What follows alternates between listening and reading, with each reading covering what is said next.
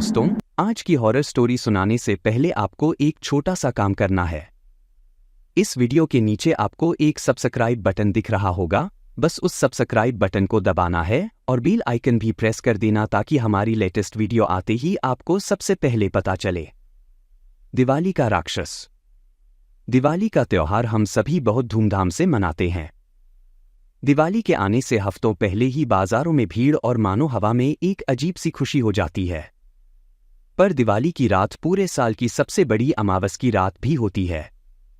ऐसा माना जाता है कि दिवाली की रात भूत और प्रेतों की शक्तियां बहुत बढ़ जाती हैं। हमारी आज की कहानी ऐसी ही एक अंधेरी काली दिवाली की रात के बारे में है। राम और लक्ष्य बचपन से ही गहरे दोस्त थे। वे तीनों दोस्त एक दूसरे के जिगरी थे और हमेशा साथ घूमते थे। पर जब लक्ष्य और उसकी फैमिली ने इंडिया से बाहर सेटल होने का डिसाइड किया तो यह उन तीनों के लिए मानो आखिरी दिवाली थी जो वे साथ में मनाने वाले थे।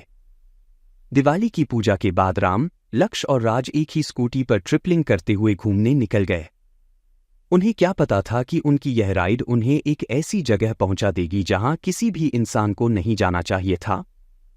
कुछ दूर जाकर एक खाली सी जगह पर लक्ष्य ने स्कूटी रोकी और स्कूटी की डिग्गी में से बहुत सारे पटाखे निकाले। उसी रोड पर थोड़ी ही दूरी पर एक पुराना सा मंदिर भी था, लेकिन वह मंदिर खंडर में था। उस मंदिर के अंदर एक कमरा था जो अभी भी बिल्कुल सही सलामत दिख रहा था। उस कमरे का दरवाज़ा बहुत पुराना था और उस पर एक बड़ा सा तारा था जिस पर लाल रंग के धागे बंधे हुए थे। लक्ष्य ने एक एक करके पटाखे जलाना शुरू कर दिया और तभी राज ने एक रॉकेट लिया और दो पत्थरों के बीच में खड़ा करके उसे जला दिया। रॉकेट में आग लगते ही वह प्रेशर से नीचे गिर गया और सीधा उस खंडराई मंदिर के अंदर जाकर फट गया। एक बहुत ही जोर के धमाके की आवाज आई, लेकिन क्योंकि वह मंदिर पहले से ही खंडर में था तो उन लड़कों ने उस धमाके की ज्यादा परवाह नहीं की और अपनी मस्ती में दूसरे पटाखे जलाने लगे।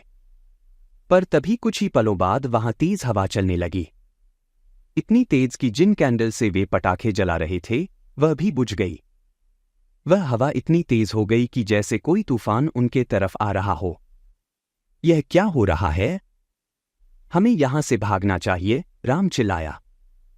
तभी अचानक से वह हवा रुक गई और वहां बिल्कुल सन्नाटा हो गया। राम और लक्ष्य ने एक दूसरे को देखा पर उन्हें राज कहीं नहीं दिख रहा था। राज, उन्होंने आवाज लगाई पर वह कहीं मिल ही नहीं रहा था। तभी उन्हें राज के दर्द से कराहने की आवाज आई। यहां राज की आवाज सुनाई दी, मंदिर के अंदर। मदद करो। राम और लक्ष्य दौड़कर वहां पहुंचे तो उस खंडराई में राज लेटा हुआ था और उसके पेट पर बड़े बड़े नाखूनों के निशान थे। क्या हुआ? यह कैसे हुआ? लक्ष्य ने पूछा। राज के पेट से बहुत खून बह रहा था। जैसे ही उनकी नजर मंदिर के अंदर गई तो जो दरवाजा पहले बंद पड़ा था अब पूरी तरह से टूटा हुआ था। राज की आंखें बंद होने लगीं। अपने घाव की वजह से वह कुछ बोल भी नहीं पा रहा था और इसलिए उसने घबराई हालत में मंदिर की छत की ओर इशारा किया। जैसे ही राम और लक्ष्य पलटे उनकी रूह ही कांप गई। मंदिर की छत पर एक दानव जैसा भयानक जीव चिपका हुआ था। भगवान, यह क्या है? राम ने चीखते हुए कहा। जैसे ही राम और लक्ष्य ने उसे देखा वह अजीब तरीके से उन्हें देखकर चीखने लगा। हमें यहां से भागना होगा, लक्ष्य चिल्लाया। वे तीनों बहुत ही बुरी तरह डरे हुए थे। राम और लक्ष्य ने राज को उठाया और उस मंदिर से बाहर भागे, लेकिन वह अजीब सा दानव उनके पीछे भागता हुआ छत से नीचे आ गया। चलो जल्दी, राम चिल्लाया।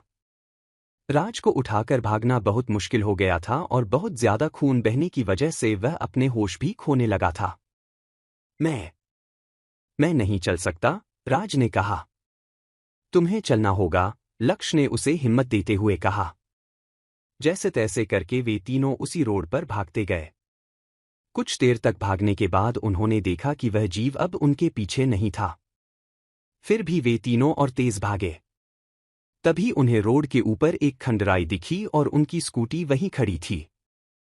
यह देखकर वे बहुत डर गए क्योंकि इसका मतलब था वे वहीं पर वापस आ गए थे जहां से भागकर निकले थे। उस खंडराई मंदिर में एक छोटा सा कमरा था जहां एक मूर्ति लगी थी और वह मूर्ति किसी और की नहीं बल्कि उसी दानव की थी जो उनके पीछे पड़ा था। जय खंगदेव। यह देखकर वे तीनों बेहद डर गए थे। राम ने मदद के लिए अपना फोन निकाला, पर उसके फोन में नेटवर्क ही नहीं था। अरे नहीं, हमें मदद की जरूरत है, उसने कहा। उस मंदिर की एक फोटो खींची और राज को उठाकर वे दोनों स्कूटी के पास ले जाने लगे। तभी उन्हें अपने पीछे से एक अजीब सी आवाज आई। क्या है यह? लक्ष्य ने पूछा।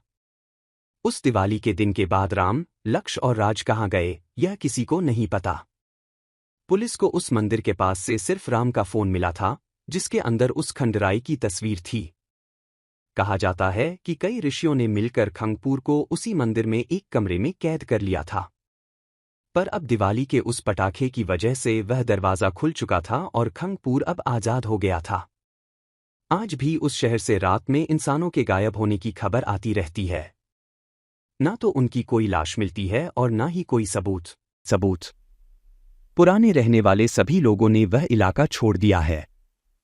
पर वह राक्षस खंगपुर शायद आज भी वहीं उस इलाके में अपनी सालों की भूख मिटाता रहता है। अगर आपको यह वीडियो अच्छी लगी तो हमारा चैनल रहस्यमयी कहानियां सब्सक्राइब करना बिल्कुल मत भूलिए।